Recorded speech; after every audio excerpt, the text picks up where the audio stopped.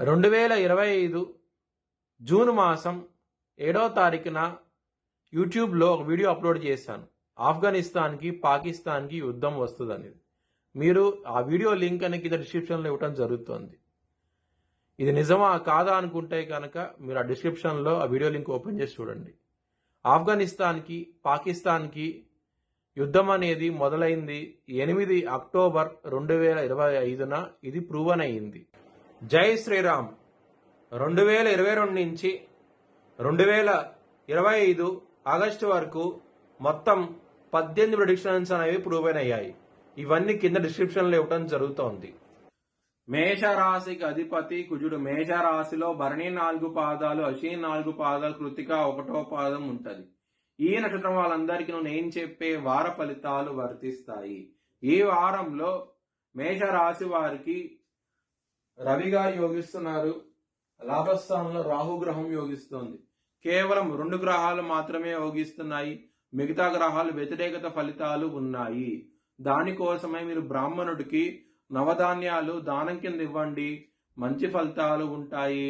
శివుడికి అభిషేకం లాంటివి చేయించండి, ఇంకా మంచి ఫలితాలు ఉంటాయి. ఈ వారంలో సోమవారం రోజున ముఖ్యమైన పనులు స్టార్ట్ చేస్తే కనుక మీరు ఖచ్చితంగా విజయం సాధిస్తారు.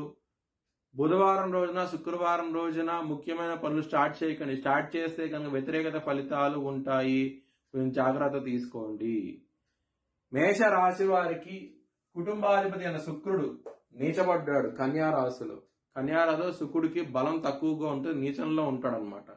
దాని మూలంగా మీకు ఫ్యామిలీ పరంగా ప్రాబ్లమ్స్ ఉంటాయి. కొంచెం జాగ్రత్తగా ఉండండి ఈ వారంలో. ధనపరంగా మాత్రం ఈ వారంలో మాత్రం చాలా బాగుంటది. లాభస్థానంలో రాహు ఉన్నారు. గురువు గారి 9వ దృష్టి కూడా లాభస్థానం మీద ఉన్నది కాబట్టి ఖచ్చితంగా ధనపరంగా మాత్రం మీకు ఎటువంటి ప్రాబ్లమ్స్ ఉండవు. లవర్స్ కి మాత్రం ఇబ్బందికరంగా ఉంటది ఈ వారం అనేది. మీ లవర్ కి ప్రపోజ్ చేయకండి. ప్రపోజ్ చేస్తే కనుక రిజెక్ట్ చేసే అవకాశాలు ఎక్కువగా ఉన్నాయి ఈ వారంలో. శత్రువులు అనే వాళ్ళు చాలా అధికంగా ఉన్నారు. ఈ వారంలో మాత్రం కొంచెం జాగ్రత్త తీసుకోండి. కాల భైరవాష్టకాన్ని చదువుకోండి. చాలా చాలా మంచి ఫలితాలు ఉంటాయి. మీ జన్మ జాతకంలో కనుక దశలు అంతర్దశలు యోగించకుండా ఉంటే కనుక కోర్టు కేసులు లాంటివి కూడా ఉంటాయి. జాగ్రత్త తీసుకోండి.